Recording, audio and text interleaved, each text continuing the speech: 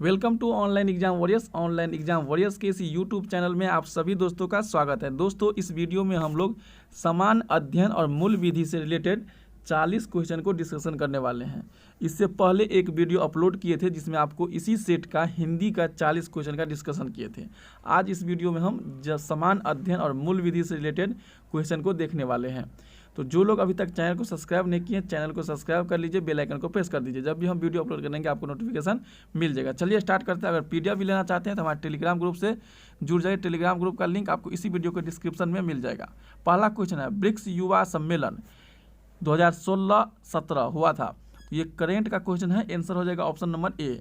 देखिए 41 number question से start कर रहे हैं क्योंकि 40 क्वेश्चन हिंदी का था जो वाले वीडियो में कवर किए थे। आज इस वीडियो में 41 से लेकर 80 तक को कवर करने वाले हैं। तो आंसर हो जाएगा ऑप्शन नंबर ए। क्या है कि द्वितीय ब्रिक्स युवा शिखर सम्मेलन 1 से 3 जुलाई 2016 के मध्य गुवाहाटी असम में किया गया था। पांचवा ब्रिक्स युवा सम्मेलन 17 से 20 अक्टूबर 2019 के मध्य ब्राजील में की अध्यक्षता में ब्राजील में ही संपन्न किया गया था। चलिए क्वेश्चन नंबर 42 है, आर्टिकल 15। आर्टिकल 15 में है समानता का अधिकार। समानता का अधिकार कहता क्या है, तो देखिए यहाँ पर देखते हैं।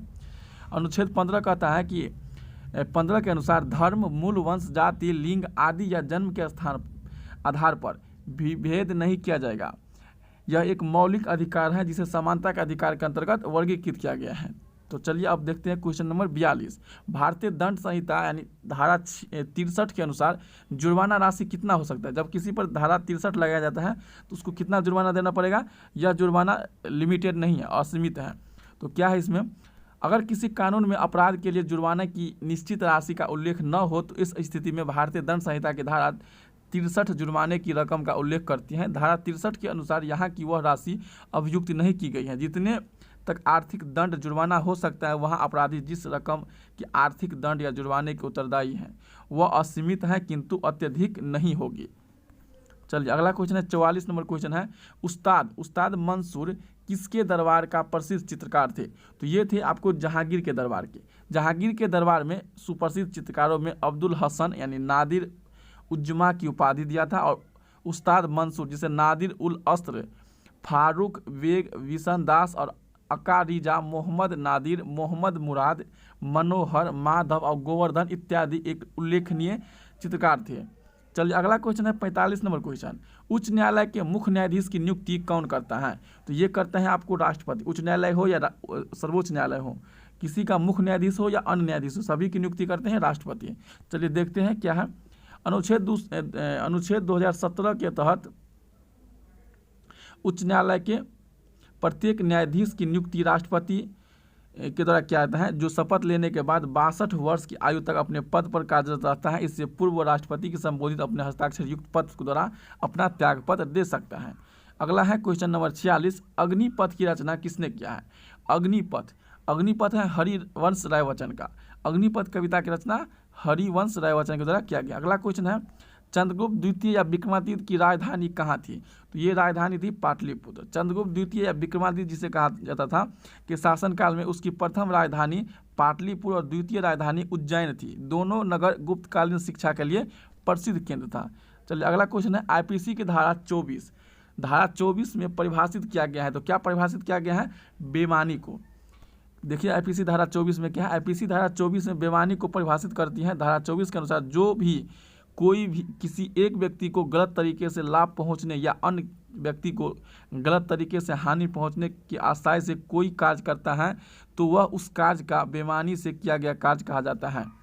चलिए अगला क्वेश्चन है, सीआरपीसी धारा 42। सीआरपीसी धारा 42 संबंधित है। आंसर हो जाएगा नाम और निवास बताने के इनकार करने की पर गिरफ्तारी। अगर नाम और निवास बताने से इनकार कर रहे हैं तो आपकी गिरफ्तारी की जाएगी, जिसके सीआरपीसी धारा 42 में किया गया है। तो देखिए सीआरपी धारा 42 में क्या है, 42 के तहत जब कोई व्यक्ति अज्ञान या अपराध करता है, पुलिस अधिकारी द्वारा नाम व निवास पूछे जाने पर बताने से कोई इनकार करता है तो वह पुलिस अधिकारी द्वारा गिरफ्तार किया जा सकता है सीआरपीसी धारा 24 के तहत। अगला क्वेश्चन है, दहेज मृत्यु किस धारा के अंतर्गत है। दहेज मृत्यु, दहेज के कारण अगर कोई व्यक्ति मृत्यु कर लेता है तो उसका अनुच्छेद हो जाएगा 304 के ख में। क्या है धारा होगा 304 के ख में। तो 304 के ख में क्या कहता है, तो दहेज हत्या से संबंधित है, यह विवाह के 7 सालों के अंदर किसी महिला की मौत यानी जलकर या शारीरिक चोटी या असमान स्थिति से अलग होती हैं तो यह पाया जाता है कि अपनी मौत से कुछ समय पहले ससुराल पक्ष द्वारा दहेज की मांग की गई हो। ऐसा मृत्यु को दहेज हत्या कहा जाता है। दहेज हत्या के लिए दोषी पाए गए व्यक्ति को 7 साल की न्यूनतम कारावास की सजा की जाएगी। कितनी? 7 साल की न्यूनतम। किस आर्टिकल के तहत? धारा के तहत 304 के ख, जो विवाह और दहेज से संबंधित है। देवदास के रचना लेखक कौन है? तो ये शरद चंद्र चट्टोपाध्याय है। ऑप्शन नंबर ए हो जाएगा। चलिए अगला क्वेश्चन है, तीनों सेनाओं का प्रमुख कौन होता है? तो सबको पता होगा, राष्ट्रपति। अनुच्छेद 53 में कहा गया है कि संघ को कार्यपालिका शक्ति राष्ट्रपति में निहित है तथा संघ के रक्षा बलों सर्वोच्च शक्ति राष्ट्रपति में निहित है, अतः तीनों सेनाओं का प्रमुख राष्ट्रपति होता है। अगला क्वेश्चन है, संयुक्त राष्ट्र के 8वें महासचिव कौन है? तो ये हो जाएगा ऑप्शन नंबर ए, बान की मून। संयुक्त राष्ट्र के 8वें महासचिव कौन है? बान की मून। अभी 9वें है, ये थोड़ा पहले का करंट अफेयर्स टाइप के क्वेश्चन है, इसीलिए। संयुक्त राष्ट्र के 8वें महासचिव बान की मून थे। वर्तमान में एंटोनियो गुटेरस हैं जो 9वें हैं। संयुक्त राष्ट्र के 9वें महासचिव 1 जनवरी 2017 से कार्यभार संभाल रही हैं, यानी कि कार्य पर हैं। अगला क्वेश्चन है, संयुक्त राष्ट्र के पहले महासचिव कौन थे? तो पहले महासचिव थे ट्रिगवेली। कौन थे? ट्रिगवेली। संयुक्त राष्ट्र के प्रथम महासचिव ट्रिगवेली जो नॉर्वे से थे, वह 1946 से 52 तक रहे थे, जो महासचिव के संयुक्त राष्ट्र संघ धारा का प्रमुख प्रशासनिक अधिकारी होता है। अगला क्वेश्चन है 5वां नंबर, प्रसिद्ध पुस्तक इंडिका किसकी रचना है? यह मेगास्थनीज की रचना है। चंद्रगुप्त मौर्य का समकालीन शासक था। सिकंदर के समकालीन विदेशी लेखक निर्याकस, आनेसिक्रिस्टस और एरिस्टोबुलास तथा मेगास्थनीज थे, जिनके विवरण चंद्रगुप्त मौर्य के विषय में सूचनाएं देती हैं। इन विदेशी लेखकों में मेगास्थनीज का नाम सर्वाधिक महत्वपूर्ण है और इसकी पुस्तक इंडिका मौर्य इतिहास का प्रमुख स्रोत है। कागज उत्पादन में अग्रणी राज्य कौन है? कागज उत्पादन में पश्चिम बंगाल सबसे अग्रणी राज्य है कागज उत्पादन में। और है अफगानिस्तान की राजधानी, तो ये हो जाएगा आपको काबुल। पंचायती राज संबंधित स्तरीय है, तो 3 स्तरीय, कितने स्तरीय हैं? 3 स्तरीय हैं, जो बलवंत राय मेहता समिति ने दिया था। बलवंत राय मेहता समिति ने ग्रामीण क्षेत्रों में त्रिस्तरीय पंचायत प्रणाली का सुझाव दिया था, और ग्राम स्तर, ब्लॉक स्तर तथा जिला स्तर। पंचायती राज व्यवस्था का शिल्पी यानी वास्तुकार बलवंत राय मेहता समिति को कहा जाता है। पंचायती राज व्यवस्था का उद्घाटन जवाहरलाल नेहरू ने 2 अक्टूबर 1959 के नागौर में किया था पहला, और दूसरा किया था 11 अक्टूबर 1959 को आपको किया था कहाँ पर? आंध्र प्रदेश में। चलिए अगला क्वेश्चन है, निम्न में से कौन सा किताब कालिदास के द्वारा लिखी गई है? तो कालिदास के द्वारा लिखी गई है मेघदूत, इंडिका जो अभी पर है, मेघास्थनीज, मुद्राराक्षस, विशाखादत्त, अष्टाध्यायी, पाणिनि। चलिए अगला देखते हैं, कालिदास के कुछ और प्रमुख रचना है, अभिज्ञान शकुंतल, कुमार संभव, ऋतु संहार, मेघदूतम और मालविका अग्निमित्र, विक्रमोर्वशीय, ये सभी कालिदास की प्रमुख रचना है। संसद की पुष्टि के बगैर वित्तीय अपराध की घोषणा अधिकतम कितने समय तक प्रभावी रहता है? तो संसद के पुष्टि के बगैर, यानी संसद के पुष्टि के बगैर वित्तीय अपराध कितने समय तक रह सकता है? तो यह रह सकता है आपको 2 महीने की 60 दिन। कितने दिन? 60 दिन होगा। ऑप्शन नंबर सी हो जाएगा। देखिए क्या है, अनुच्छेद 360 में कहा गया है कि वित्तीय अपराध से संबंधित प्रावधान उल्लेखित हैं। राष्ट्रपति यदि संतुष्टि हो तो ऐसे स्थिति में उत्पन्न हो गई है कि भारत या उसके किसी क्षेत्र की वित्तीय स्थिति खतरे में है, तो वह वित्तीय अपराध की घोषणा कर सकता है। लेकिन भारत में अभी तक एक भी वित्तीय अपराध लागू नहीं हुआ है। इस घोषणा को घोषित कि 2 माह के अंदर संसद की स्वीकृति मिलनी अनिवार्य रहती है। अगर संसद की असामान्य बहुमत से प्राप्त स्वीकृति के उपरांत वित्तीय अपराध अनिश्चित काल के लिए तब तक प्रभावी रहेगा जब तक कि इस पर वापस न लिया जाए। चलिए, भारतीय दंड संहिता 1860 ड्राफ्टिंग से कौन जुड़ा है? तो भारतीय दंड संहिता यानी आईपीसी धारा 1860 से ड्राफ्टिंग से क्या चीज़ जुड़ा है? तो लॉर्ड मैकाले। कौन जुड़ा है? Lord Macaulay. भारतीय दंड संहिता 1860 भारत के प्रथम विधि आयोग द्वारा तैयार की गई थी। प्रथम विधि आयोग 1934 में स्थापित किया गया था और इसके अध्यक्ष लॉर्ड मैकाले थे, और भारतीय दंड संहिता ड्राफ्टिंग भी लॉर्ड मैकाले ने ही तैयार किया था। अगला है, आपराधिक दायित्व के 2 अति महत्वपूर्ण तत्व क्या थे? तो ये थे आशय और कार्य। आपराधिक दायित्व का आशय और कार्य, ऑप्शन नंबर ए हो जाएगा। देखिए क्या है, अपराध को गठित करने के लिए आशय और कार्य दोनों का संगामी होना आवश्यक है। अगला क्वेश्चन है 63 नंबर क्वेश्चन है, भारतीय दंड संहिता की किसी धारा के अनुसार अगर संहिता के उपबंध भारत में स्थित कंप्यूटर साधन को लक्ष्य करके भारत के बाहर या परे किसी स्थान में अपराध करने वाले किसी व्यक्ति द्वारा किए गए किसी अपराध को भी लागू होगी। ऑप्शन नंबर डी, धारा 4 के 3 के तहत। तो देखिए 4 के 3 में क्या है, 4 के 3 में है कि सूचना प्रौद्योगिकी अधिनियम 2008 आया था। इसके द्वारा भारतीय दंड संहिता यानी 4 के 3 में स्थापित किया गया है कि इसके अनुसार इस संहिता के उपबंध भारत में स्थित कंप्यूटर साधन को लक्ष्य करके भारत के बाहर और परे किसी स्थान में अपराध कारित करने वाले किसी व्यक्ति द्वारा किए गए किसी भी अपराध को भी लागू होंगे। अगला क्वेश्चन है 64 नंबर क्वेश्चन है कि भारतीय दंड संहिता 1860 के अंतर्गत भारत सरकार का शब्द द्योतक क्या है। तो शब्द द्योतक है केंद्र सरकार या राज्य सरकार, दोनों है।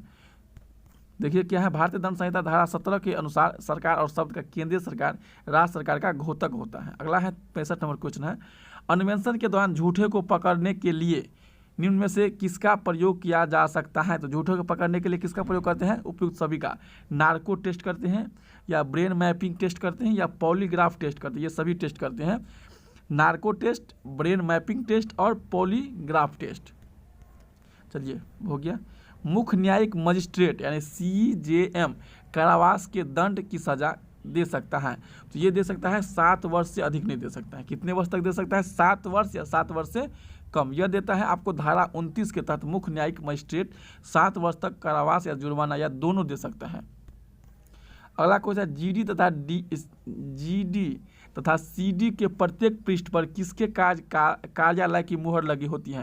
तो ये लगी होती है पुलिस अधीक्षक की। ऑप्शन नंबर ए हो जाएगा। देखिए क्या है, GD या और CD यानी GD मतलब जनरल डायरी और CD मतलब केस डायरी के प्रत्येक पृष्ठ पर पुलिस अधीक्षक के कार्यालय की मुहर लगी होती है। दंड प्रक्रिया संहिता की किस धारा के संज्ञेय अपराध को किए जाने रोकने के लिए गिरफ्तारी का अधिकार पुलिस को प्राप्त है। तो ये प्राप्त है धारा 151 के तहत। तो धारा 151 क्या है, दंड प्रक्रिया संहिता धारा 151 में असंज्ञेय अपराध के लिए रोकने के लिए गिरफ्तारी का अधिकार पुलिस को देता है 151। अगला क्वेश्चन है, संक्षिप्त विचारण में कितनी अवधि के लिए अधिकतम कारावास की सजा दी जा सकती है। तो संक्षिप्त विचारण के लिए आपको 3 माह दे सकता है या 3 माह से अधिक नहीं दे सकता है। देखिए यह है आपको धारा 262 के 2 के अनुसार संक्षिप्त या विचारण के लिए आपको 3 माह तक की अवधि के लिए कारावास मिल सकता है या उससे कम ही मिलेगा। भारतीय संविधान के अंतर्गत पर्यावरण से संबंधित कौन सा अनुच्छेद है, पर्यावरण। तो पर्यावरण आपको 48 का ए हो जाएगा। क्या है, संविधान का अनुच्छेद 48 का ए में राज्य के नीति निर्देशक तत्व से संबंधित है, जो 48 के ए के अनुसार राज्य प्रदेश में पर्यावरण की सुरक्षा और उनमें सुधार करने और वन तथा वन जीवों की रक्षा का प्रयास किया गया है 48 का ए में। पर्यावरण संरक्षण अधिनियम 1986 किस तिथि को प्रवृत्ति में आई थी। तो ये आया था 19 नवंबर 1986 में। पर्यावरण संरक्षण अधिनियम 1986 में 19 नवंबर। पर्यावरण संरक्षण अधिनियम 1986 19 नवंबर 1986 से प्रभावी हुआ और यह अधिनियम को राष्ट्रपति की सहमति 23 में 1986 को हो गया। दहेज अपराध 304 के ख भारतीय दंड संहिता की विवेचना किसके द्वारा की जाती है। तो ये क्या है, पुलिस उपाधीक्षक स्तर के अधिकारी, पुलिस उपाधीक्षक स्तर के अधिकारी। ऑप्शन नंबर सी हो जाएगा। चलिए इसको अभी देखे थे। घरेलू हिंसा से महिलाओं का संरक्षण अधिनियम 2005 अधिनियमित हुआ है। तो यह हुआ है ऑप्शन नंबर बी 13/9/2005 को। देखिए क्या है, घरेलू हिंसा से महिलाओं का संरक्षण अधिनियम 2005 13 सितंबर 2005 को अधिनियमित हुआ है तथा 17 अक्टूबर 2006 से लागू हुआ है। किशोर न्याय बालकों की देखरेख और संरक्षण अधिनियम 2015 लागू हुआ है। तो ऑप्शन नंबर इसका सी हो जाएगा 15 फरवरी 2016। किशोर न्याय बालकों की देखरेख और संरक्षण अधिनियम 2015 आया है, जिसमें 15 जनवरी 2016 को लागू हुआ। यह अधिनियम 31 दिसंबर 2015 को अधिनियम में बन गया है, यानी कानून बन गया है। भारत के उपराष्ट्रपति का चुनाव किस तरह होता है। ये होता है आपको लोकसभा और राज्यसभा के संसद से सीधे चुनाव होता है उपराष्ट्रपति का, चाहे वो निर्वाचित सदस्य हो या मनोनीत सदस्य, दोनों दे सकता है, जो आपको 66 के फर्स्ट में कहा गया है। अगला क्वेश्चन है, निम्न में से किस एक की अध्यक्षता ऐसे के द्वारा होती है जो उसका सदस्य नहीं होता है। तो वह होता है राज्यसभा का। अनुच्छेद 262 के तहत उपराष्ट्रपति किसी भी सदन का कोई सदस्य नहीं होता है। यदि किसी सदन का कोई सदस्य उपराष्ट्रपति निर्वाचित हो जाता है तो उसको पद ग्रहण करने की तारीख से सदन की सदस्यता समाप्त मानी जाती है। अगला है, राज्यसभा के लिए राष्ट्रपति द्वारा कितने सदस्य को मनोनीत किया जाता है? तो 12 सदस्य को, जो आपको 80 के 3 के अनुच्छेद में चर्चा किया गया है। अगला है संघ लोक सेवा आयोग के अध्यक्ष और सदस्यों की नियुक्ति किसके द्वारा किया जाता है?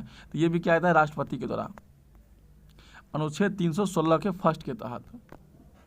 संघ लोक के लिए चुनाव निर्वाचित होने के लिए किसी व्यक्ति को न्यूनतम आयु कितनी होनी चाहिए? तो न्यूनतम आयु 25 होना चाहिए। लोकसभा के लिए 25 वर्ष, जो आपको अनुच्छेद 84 के फर्स्ट में आपको मिल जाएंगे, और राज्यसभा के लिए 30 वर्ष।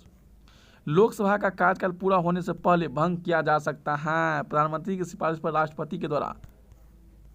85 के 2 के अनुसार लोकसभा का कार्यकाल पूर्व होने से भंग किया जा सकता है, अगर ऐसे प्रधानमंत्री की सिफारिश पर राष्ट्रपति द्वारा किया जा सकता है। तो दोस्तों आज इस वीडियो में हम लोग मूल विधि और यानी कि समान अध्ययन से रिलेटेड 40 क्वेश्चन को कवर किया है। वीडियो कैसा लगा है आप लोग कमेंट बॉक्स में कमेंट कीजिएगा।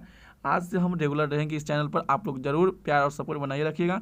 अगर वीडियो अच्छा लगता है तो लाइक कीजिएगा, चैनल को सब्सक्राइब कीजिएगा, बेल आइकन को प्रेस कीजिएगा और अपने दोस्तों के साथ शेयर कीजिएगा। इस वीडियो पे इस चैनल पर अगर आपको यूपी दरोगा और बिहार दरोगा की तैयारी करना है तो आप जरूर जुड़ जाइए, क्योंकि हम बहुत जल्द आपको यूपी दरोगा से रिलेटेड आपको क्वेश्चन आपको यानी कि सेट प्रोवाइड कराने वाले हैं। तो जरूर आप लोग इससे जुड़िएगा।